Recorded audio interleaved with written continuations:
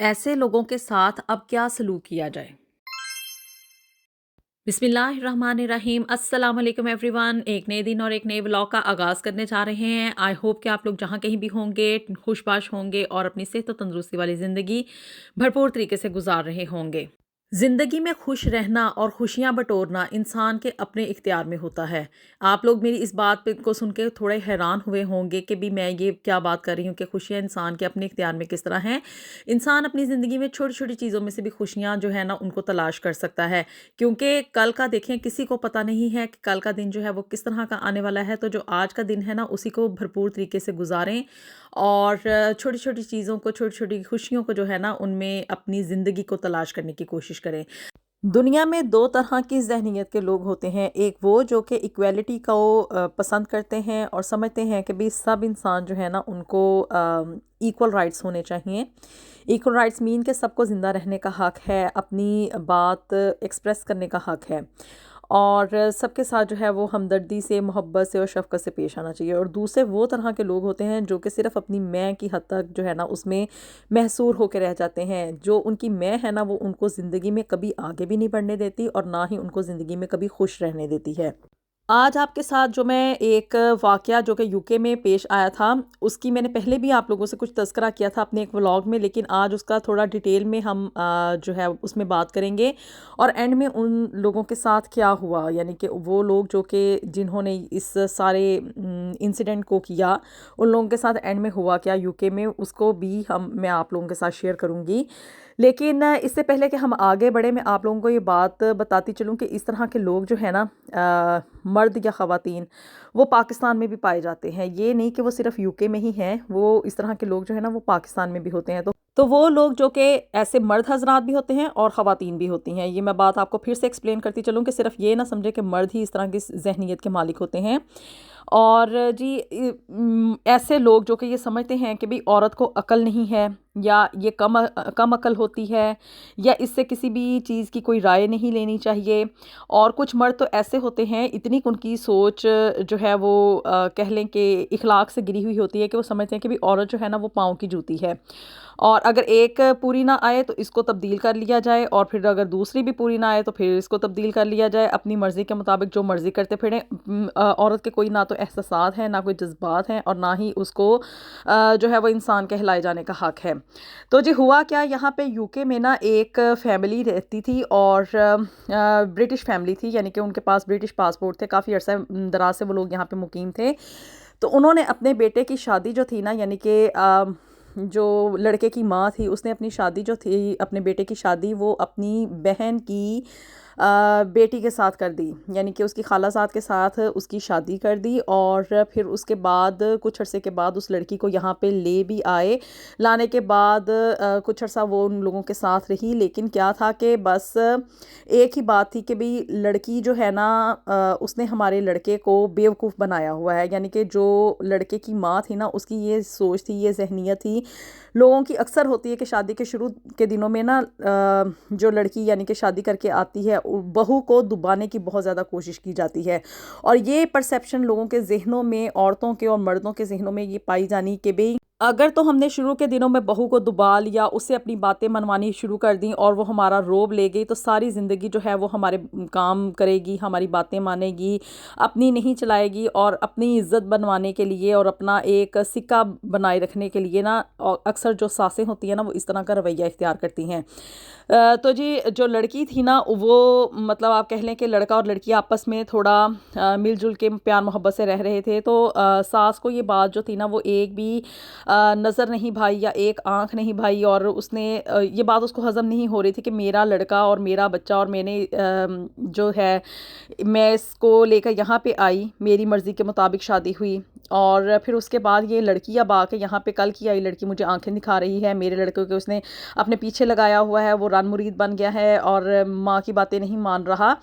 तो उन्होंने क्या किया कि जी जो लड़की थी ना उसको ताने तिशने देने शुरू कर दिए, उसको बुरा भला कहना शुरू कर दिया कि तुम्हारी तो कहीं शादी नहीं होनी थी और तुम शुक्र मनाओ कि भी मैंने अपने बेटे के साथ तुम्हारी शादी कर दी और तुम्हें पाकिस्तान से उठा के यहाँ पे यूके में ले आई, यहाँ पे आके तुम्हारी ज़िंदगी बदल गई है, तुम्हारे दिन बदल गए हैं, तुम्हारी ख़ानदान की किस्मत बदल गई है, तुम्हारे माँ बाप ने तुम्हें कोई तरबियत नहीं की है और इस तरह की बातें। यानी कि जब इन बातें लड़की के ख़ानदान पे या उसके पेरेंट्स के ऊपर जाती है ना, तो यकीन माने ये बात जो है ना काबिल बर्दाश्त से बाहर हो जाती है कि चलो खुद अपनी हद तक तो औरत जो है ना वो ताने बर्दाश्त कर लेती है, सह भी जाती है और आगे से मुंह नहीं खोलती, लेकिन जब बात उसके पेरेंट्स यानी कि माँ और बाप की हद तक जाती है ना, तो फिर ऑफ कोर्स हर इंसान जो है ना उसको एहतजाज उठना उसके अंदर एक कुदरती अमल है। और जब उस लड़की ने अपने पेरेंट्स के अगेंस्ट ये बातें सुनी कि भी मेरे माँ बाप को बुरा भला कहा जा रहा है और उनको भी नहीं बख्शा जा रहा, तो फिर उसने आगे से एहतजाजन जो था ना वो उन लोगों के साथ बदतमीज़ी की, यानी कि अपनी सास के साथ जो कि उसकी खाला भी लगती थी उसके साथ बदतमीज़ी की कि भी आप लोगों ने अपने बेटे की कौन सी तरबियत कर ली है या उसको कौन से ऐसे सुखाव के पढ़ लिखे हुए हैं, पढ़ा लिखा तो इतना है नहीं, सिर्फ यहाँ की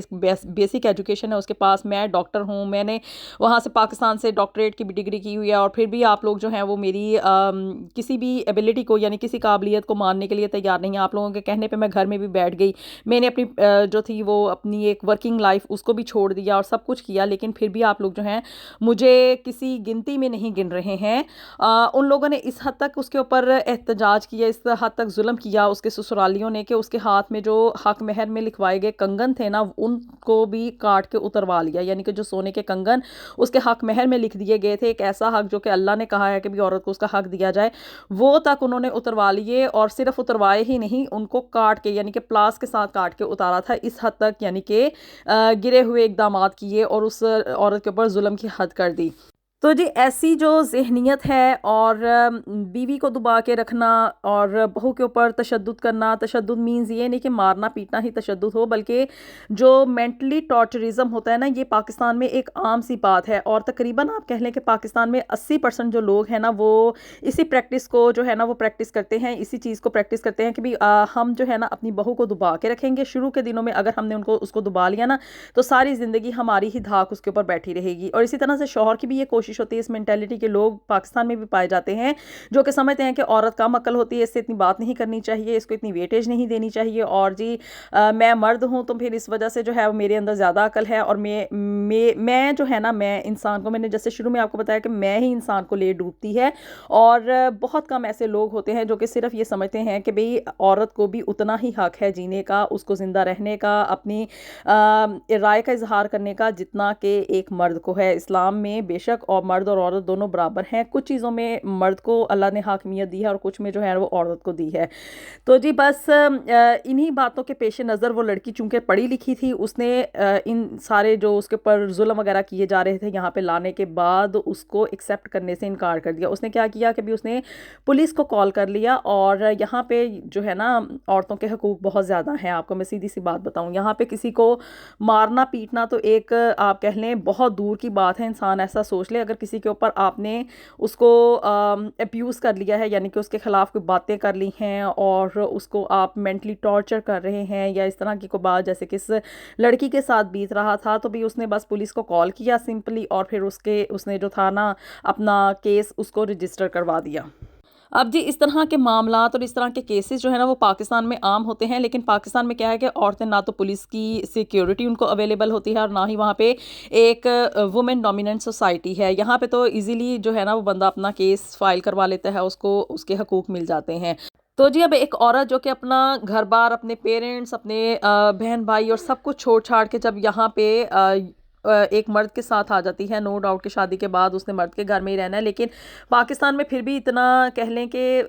स्ट्रेंज नहीं होता। लेकिन जब वो एक अब्रॉड आ जाती है, बैरून मुल्क आ जाती है, तो अपने माँ बाप के साथ अपनी दिल की बातें करना और इन सब चीज़ों को शेयर करना बहुत ही ज़्यादा मुश्किल काम होता है। आल्दो कि आजकल बड़ी सहूलतें हैं, व्हाट्सएप पे आप वीडियो कॉल कर लें, जो मर्ज़ी कर लें, लेकिन ये है कि भाई फिर भी किसी ना किसी हद तक वो बात नहीं होती जो कि एक लाइव किसी को देखने में, मिलने में और सब कुछ करने कराने में होती है। तो जी उस लड़की ने क्या किया, उसने अपना केस फाइल किया और फिर यहाँ की पुलिस ने जो था ना, उसके ससुरालियों को और उसके शौहर को भी, क्योंकि शौहर भी किसी न किसी हद तक इस चीज़ में इन्वॉल्व था। वो अगरचे के शुरू के दिनों में उसके साथ रह रहा था और हँसी-खुशी थोड़ी ज़िंदगी गुज़ार रहे थे, लेकिन उसने अपने पेरेंट्स को रोका नहीं ये सारी ज़्यादती करने से ना। और फिर उसको क्या था कि वो उसके ससुरालियों को और उसके शौहर को पुलिस ने अंडर कस्टडी ले लिया और पूरी तहकीकात करने के बाद फिर यहाँ पे यूके की अदालत में उन लोगों के ऊपर उनको भारी जुर्माना भी अदा करना पड़ा।